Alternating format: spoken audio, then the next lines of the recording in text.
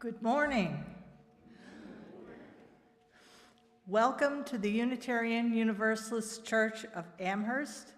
I am Lorraine Marcus, and my pronouns are she, her. We are so glad you have chosen to be here, virtually and in person. Our minister, Reverend Michelle Buhait, is on sabbatical leave through August.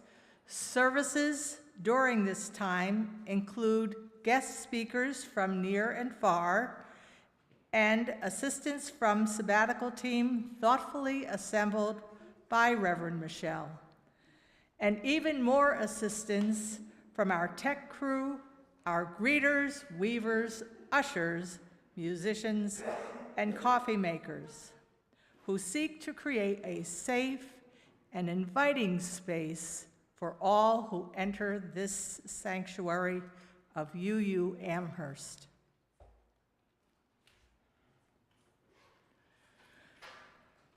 For those in the chapel, I invite you to put your phones on reverence mode, silencing them so that you and all may be fully present and free from distraction. We also ask that you become aware of the closest exits in case of fire or any emergency, the double doors at the back on each side, and a single door behind the tapestry on the left. In addition, for little ones who need to move around during the service, there is an area in the back on the right that can provide space and activities. After service today, our garden and grounds team will be on hand to explain what we have been doing outside. Tour guides and participants will gather on the patio and divide into groups depending on the level of interest. We will look at our food production beds, our memorial garden, and perhaps other sections, including the Ecology Center. Look for Angela, Diane Bowfinger, and Pam Kent. Oh, she's already out there as your guides.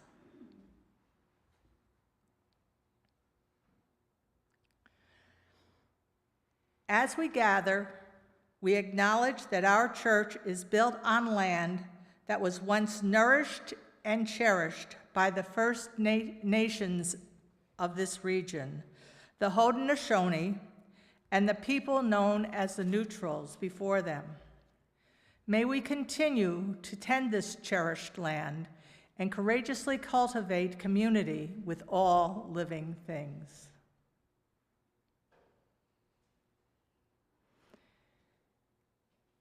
It has been said that Unitarian Universalism is the religion that puts its faith in you, trusting each individual to engage in the spiritual journey and to reach our own conclusions about spiritual matters. We do that in beloved community as we support one another in faith and friendship.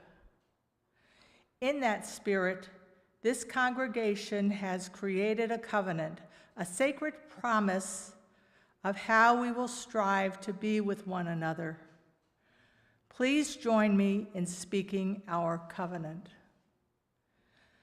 Together we promise to gather in compassionate community, to celebrate diversity of thought and unity of spirit, and to seek wholeness ourselves, our children, and our world.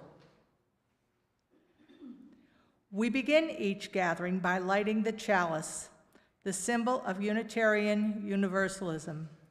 Our flaming chalice represents the light of truth, the warmth of community, and the fire of our commitment to foster more compassion and justice in a hurting world. Please join me in speaking the words. We gather this hour as people of faith, with joys and sorrows, gifts and needs, we light this beacon of hope, sign of our quest for truth and meaning, in celebration of the life we share together.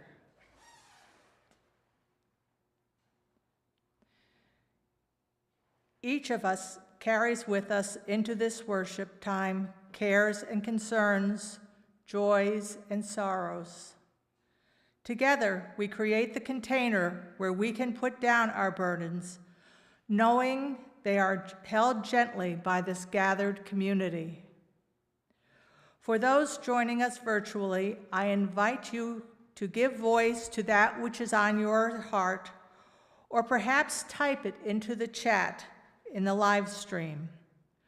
For those here in the chapel, I invite you to come forward and place a stone or shell on the table labyrinth in recognition of that which is on your heart.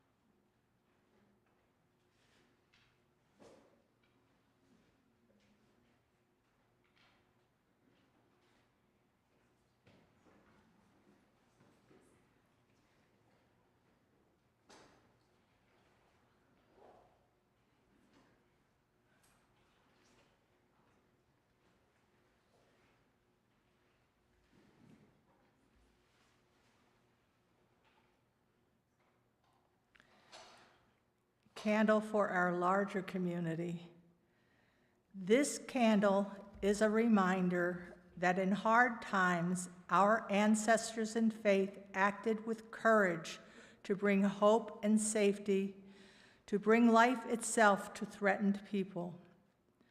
We light it today as a reminder of who we are called to be in a world still dangerous and despairing. With courage and faith, we bring ourselves to the work before us.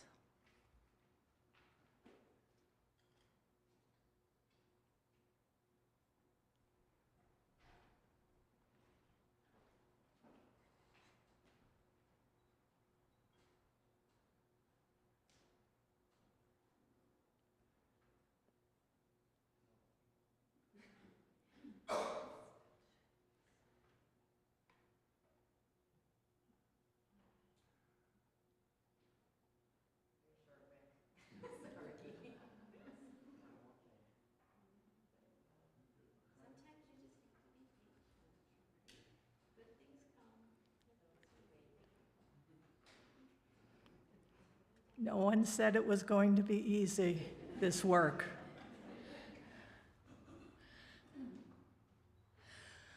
Please join us in communal singing with this traditional Buddhist meditation. It can be found in our teal hymnal, 1031, Filled with Loving Kindness. Please use the teal hymnal. The words on the screen will not match the words in the hymnal.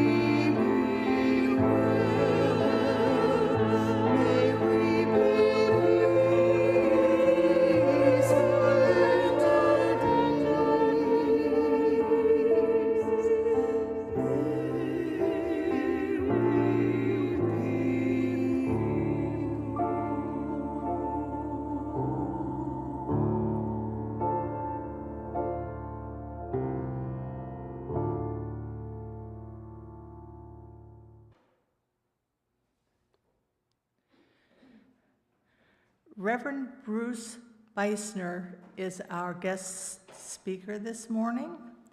Reverend Bruce Beisner serves as minister of all peoples, a Unitarian Universalist congregation in Louisville. He is a graduate of Meadville Lombard Theological School and led the Bay Area UU Church in suburban Houston, Texas for 9 years before coming to Kentucky in the summer of 2021. Bruce and his husband Jim now reside just up the street from Churchill Downs and are the proud parents of 2 beautiful Basset hounds named Rose and Lily. Good morning, Unitarian Universalist of Amherst. My name is Bruce, and it is truly a pleasure to be with you today. I bring you greetings from your UU neighbors down in Louisville, Kentucky. Over the next hour, we will be using a lot of words. We will be singing and speaking and praying. But we are not here for the words.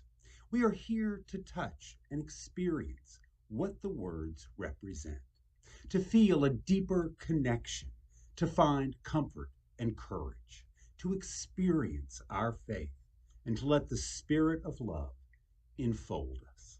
May this time we share together transform us, one and all, in ways that words cannot express.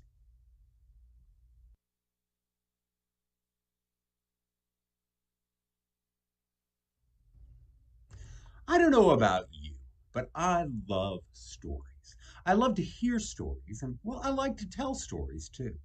I think that a good story is an invitation to use our imagination and to learn and to grow in ways which may surprise or even amaze us. This morning, I want to share with you an ancient story from India.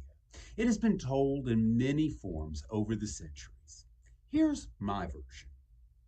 Once, a long, long time ago, there lived a woman who had a small house on the side of a hill. This woman's home did not have pipes or plumbing or running water like most of our homes do today. So every morning she had to walk down the hill to get some water from a stream down in the valley so that she could wash her clothes and clean her dishes. This woman had a long pole with 2 pots on either end. She would carry the pots down to the stream on either end of the pole to gather the water that she needed. Over time, one of the 2 pots developed a crack in its side, so it leaked. By the time the woman had walked all the way back up the hill to her home, the cracked pot was only half full, while the other pot was full all the way to the brim. Each trip she made back and forth to the stream, she only returned with 1.5 pots of water. For many years, this woman went back and forth to the river. The perfect pot was quite proud of its accomplishments. Oh, but that poor little cracked pot grew ashamed of its imperfections. It was miserable that it could only accomplish half of the job it was supposed to do. It felt like a failure, and it became very sad. One day, the cracked pot spoke to the woman. It said, "Oh, I want to apologize to you." "Why?" said the woman. "Well, I'm very ashamed. I have been able for all these years to only deliver half of my load. Because of the crack in my side, all the water leaks out along the pathway and never makes it back up to your house. Because of my flaws, you do all this work and you only get part of the efforts," the pot said. Well, the woman felt sorry for the poor little cracked pot, and in her compassion she said, "Today, as we walk back up the path, I want you to notice something. Look carefully along your side of the path."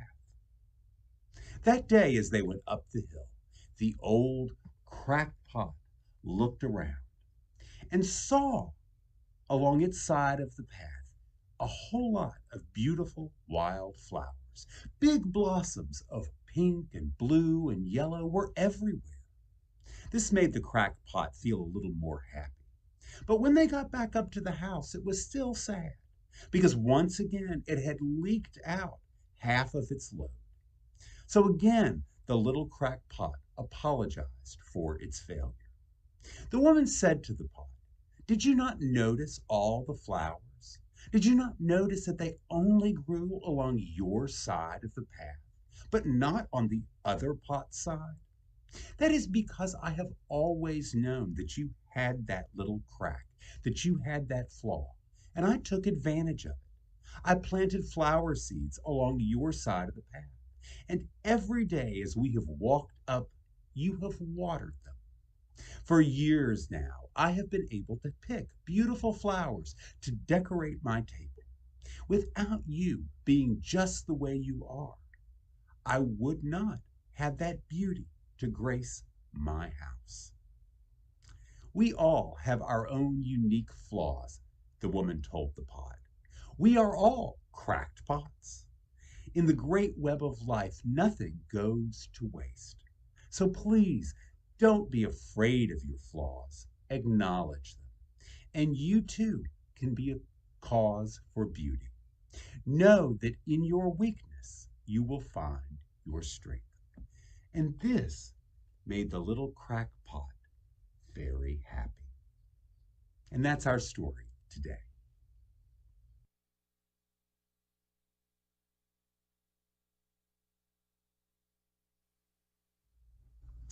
Our reading this morning is about the sacredness of human connection, among the most basic yet always challenging affirmations of our Unitarian Universalist faith. Rabbi Lawrence Kushner is a renowned author and serves as the scholar in residence at Congregation Emmanuel in San Francisco, California. In his book, Honey from the Rock, Visions of Jewish Mystical Renewal, Kushner writes this: "Some of us seem to be born with a nearly completed puzzle. And so it goes. Souls going this way and that, trying to assemble the myriad of parts. But know this, no one has inside themselves all the pieces to their puzzle.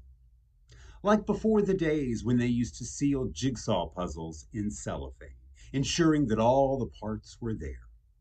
Everyone carries with them at least one, and probably many pieces to someone else's puzzle. Sometimes they know it, sometimes they don't. And when you present a piece of yourself, which may seem worthless to you, when you present that piece to another, whether you know it or not, whether they know it or not, you are a messenger from the Most High." The words of Rabbi Lawrence Kushner.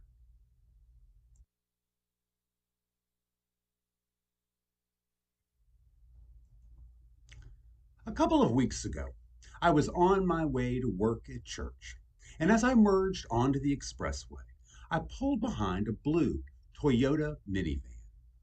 Now, this was one of those vans. You know the ones. Perhaps you own one. A vehicle on which the bumper stickers seem to have come to life, multiplying freely across the bumper and onto the back doors and even up onto the windows, kind of like barnacles on an old pirate ship. Now, I love bumper stickers.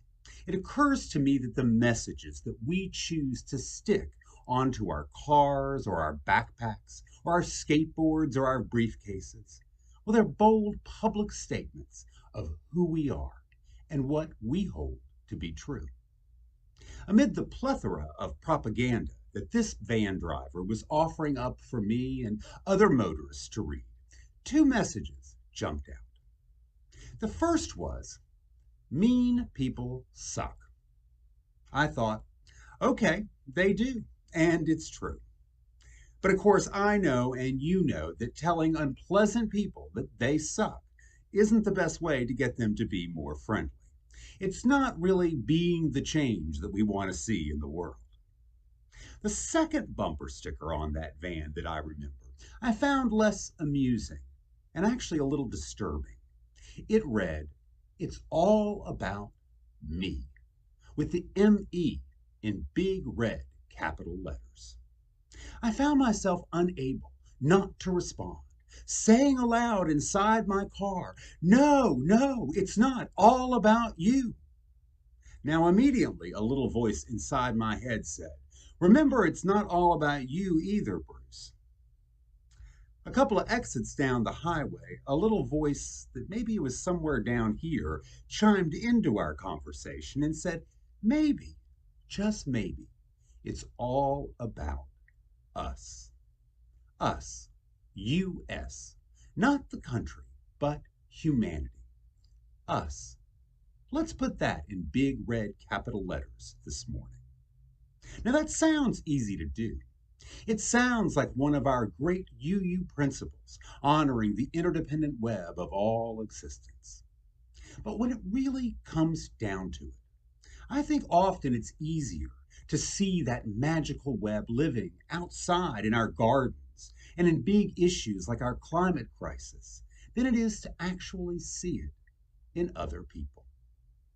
Many times living like it's all about us and not me isn't that easy at all. It is a basic common denominator of being human that we see the world through our own set of eyes. We know life through our own experiences. We judge how things are and how they're going to be on how they have been for us personally. When I was young, my family often went to Myrtle Beach on summer vacations. And while we were there, we would often go to a particular restaurant called Captain George's. One night at dinner at Captain George's, my mom was looking over the menu and decided to try the oysters. Now, my mother had never eaten oysters before, but she was the kind of person who embraced new adventures all the time. Well, when her plate arrived, my mom took a few bites and announced that something was foul. My father smelled her entree and concluded with the certainty of a chemical engineer that these oysters were indeed rotten. The infamous bad oysters of Myrtle Beach have become a touchstone in my family's shared memory. For years after that night, my mother would not try an oyster, not a bite. Her experience taught her not to. It took over a decade for her to make another oyster attempt, and I'm glad to tell you that this time she had more success. We all walk through life with ourselves as the only true, unquestionable source of reference. From the moment that we leave the womb, we know only our own fears and desires firsthand. We are left to guess at what other people are really thinking and feeling, what seeing life through their eyes might be like. We learn to see the me and the we as separate, existing on opposite ends of the spectrum. In fact, most respected models of human development are based on the ability to make this differentiation. Piaget and Freud would call us emotionally immature if we didn't build those walls of separation. Becoming your own person, an individual, is the goal. Unitarian Universalism is in many ways a religion of individualism. We celebrate the free and responsible search for truth and meaning, and our earliest theologians affirmed personal experience as the ultimate source of truth over doctrines and dogmas. As inclusive religious communities, we open our church doors to all, saying, "Come, here you can be your true self. Here you are free to believe and take your own spiritual path." We worship at the altar of individual religious freedom. But at the same time, our churches are covenanted communities where we promise to journey together in faith. From our earliest Universalist roots, we have proclaimed the unity of God and the unity of creation. Francis de Vide, the Bishop of Transylvania, so famously stated that God is indivisible. God is one. The early American Universalist Hosea Ballou preached that all humanity shares a common source and a common destiny. He saw a loving God who created us all and would never banish any of his children to the fires of hell. Now, in reading Ballou, I have to wonder about our commonality between birth and death. To me, that's what really matters. And I have come to believe that are not only linked in our history and our future, but also we share a common now. That the belief that we must give up some of ourselves to be part of that we is actually an illusion. The choice to participate in the interdependent web of life is not a choice at all. It is a given. A friend of mine named Jerry is a Roman Catholic priest, and Jerry is fond of saying, we can never know everything about God, but the one thing that we can say with certainty is, God is. Now, whenever Jerry and I talk theology, I find myself agreeing with him, but kind of in my own Unitarian Universalist way. A couple of weeks ago, I told Jerry that I believed in the God of interdependence. So, with all the mystery in the world, the one thing that I can say for certain is interdependence is. One summer, a number of years ago, Jerry and I served together as chaplains at a hospital in Cincinnati. Each day we would visit with patients. He was in the emergency room and I was on the oncology floor. During much of those 10 weeks, I spent a lot of time with one particular man and his wife. Today I'll call them Frank and Ellen. Frank was undergoing treatment after treatment for leukemia. I sat with them in his hospital room, often for hours. We would talk about their faith, their hopes, and their dreams. We also talked about their fears and their uncertainties. Often we just sat together in silence. Now, some days when I would stop by the room, Frank was all smiles and could joke about his illness. Sometimes he would wonder aloud if God had it in for him because of all the swearing that he did during his days in the Navy. Other days when I would come by, he could barely raise his head from the pillow to say hello, the chemotherapy drugs ravaging his body. During my last week of work at the hospital, Frank received the news that the cancer had spread to his brain and that he would be going into hospice care. Ellen and Frank and I prayed together and cried together. As they packed their bags and prepared for the final chapter of Frank's life, they thanked me for being there with them through all of those weeks. The next day, I was talking with my friend Jerry, the priest, and reflecting about my time with Frank and with Ellen. And Jerry asked me, where was God in your experience? Was God directing your ministry with them? Now, I know that for Jerry and for many other religious people, God is a pretty concrete thing, and I respect their beliefs. But for me, God is, well, more of a fluid concept. After thinking about it for a while, I replied to Jerry by saying that I believe that God was at work in the interaction between Frank and Ellen and me. I saw the holy in the space between us, in the connection that we made, in the love amidst the suffering. I believe that God is present in my ministry, in the relationships. The love and the empathy that dwells in my heart is the product of all the people in my past who have nurtured it in me. It comes out of opening my eyes and my ears and my mind to the connections that are all around me. It comes from worshiping at the altar of interdependence. In the U2 song, Staring at the Sun, Bono sings, "Summer stretching on the grass, summer dresses pass. In the shade of a willow tree, creeps are crawling over me and over you, stuck together with God's glue. It's gonna get stickier, too." In Unitarian Universalism, we talk a lot about the web of life. We picture it as a great spider web of creation. We quote people like Chief Seattle, who said, "We did not weave the web of life, we are merely a strand in it." This affirmation informs our passion for caring for our Mother Earth.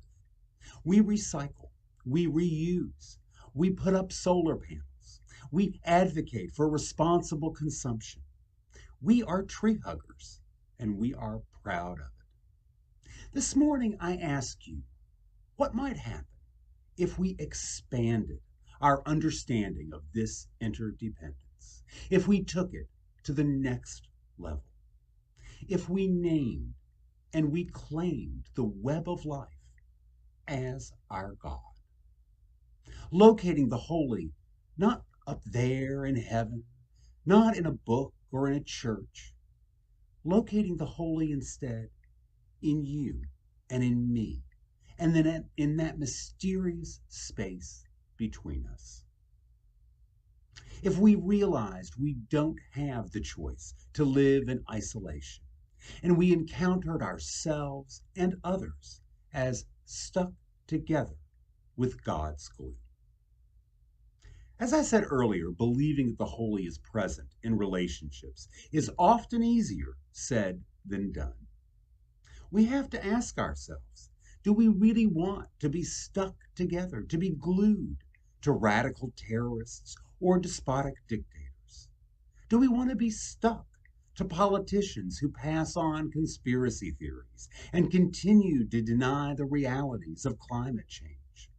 Do we really want to be linked to neighbors that yell at us because our dog pooped in their yard? We are reminded daily that being in relationship is complicated. As Bono says in the U2 song, it is a sticky business. Ignorance, intolerance, and greed are part of the mix, like it or not. But if we are stuck to it, stuck with it, bonded in relationship, we can't ignore it. We must be agents of change, preaching and teaching love and acceptance, respect for the living life of compassion, and most importantly, living a life of forgiveness. For me, knowing that on some deeper level, my next door neighbor may be terribly unpleasant, but knowing that she is also a part of me may not make me like her more, but it may make me pause and wonder, why is she so crabby? What pain lurks in her heart? How could I help? How can I, in our momentary interaction, honor the glue that binds us together? And when I am the one having a bad day, when I'm one of those mean people who suck, because, well, sometimes I am, maybe the fact that I'm not in this alone, but I'm bound to you and bound to the universe, maybe that truth might make it just a little easier. I believe that seeing the holy as the glue that binds life together can help us make sense of things, can help us connect the bad oysters and the bumper stickers, the hospital rooms and the irresponsible politicians. We can live in relationship and not separation. We can and we must keep seeking to unite that me and that we. We must live in the us. God is the glue that binds.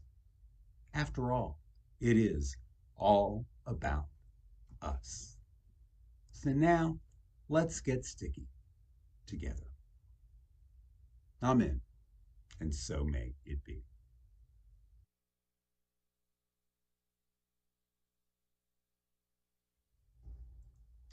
It has truly been an honor and a pleasure to be with you this morning. I leave you now with these words of blessing by Eric Williams. The world is too beautiful to be praised by only one voice. May we each have the courage to sing our part. The world is too broken to be healed by only one set of hands. May we each have the generosity to use our gifts.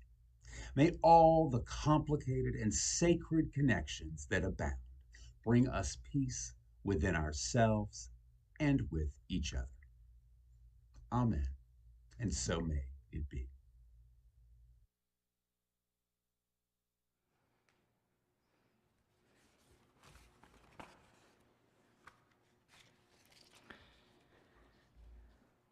Thank you for joining our gathering today. I hope you have been inspired and uplifted by sharing this time together.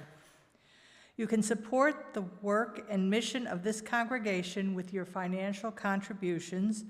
For those in our chapel today, you will find baskets at the back to receive your gift. For those participating virtually, I invite you to take a moment to visit our website, uuamherst.org, and click on the giving link, or text your gift to 833-987-1968. Please join me as we extinguish our chalice.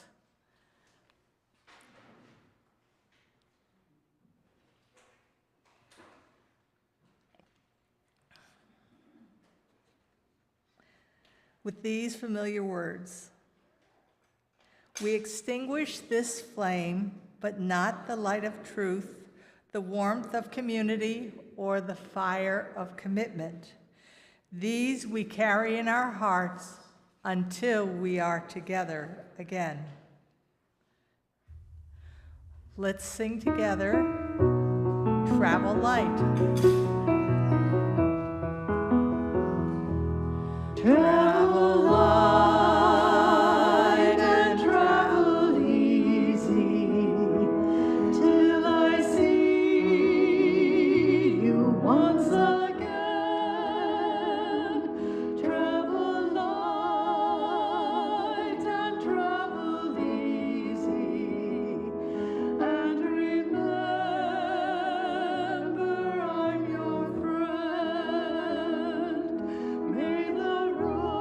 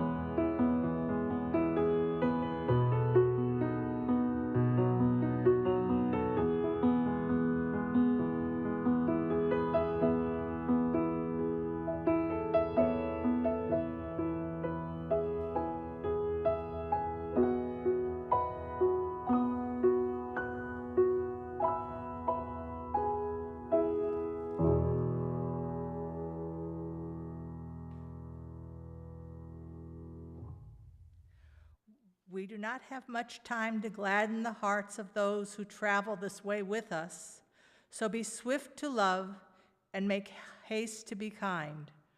Go in peace. Ta-da!